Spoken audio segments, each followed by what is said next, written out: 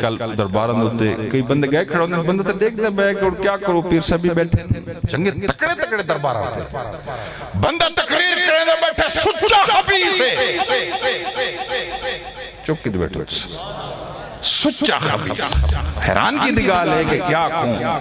پیر صاحب تشریف فرمائیں میں کہ پیر صاحب اور میں تیری جتی کو سر تے رکھا میں کو سمجھ نہیں آدھی جرے تقریر کرنے دے بیٹھے سچا خبیث ہے زندگی ریٹی ہوئی یہ خمینی دیاں منقبتاں لکھ دے چپ کے دے بیٹھے ہو تو صاحب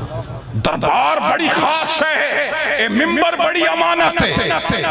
جیرا بندہ مدرسہ چلاوے خانقاہ چلاوے اے بڑی ضروری ہے کہ ان دی صحیح ساتھ دھج ان دی حفاظت ان دا تحفظ کر سکے میں کہ جی میں اپنے پیو ڈارے دربار کو سدھا سنبھال کن پیری مریدی بات چل سی پئی سبحان اللہ کی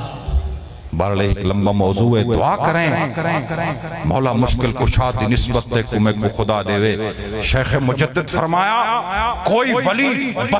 بتوسیط علی بغیر مولا علی دے توسل دے فیض حاصل نہیں کریں دا دعا کریں تو میں مولا علی دے توسط رال فیض حاصل کروں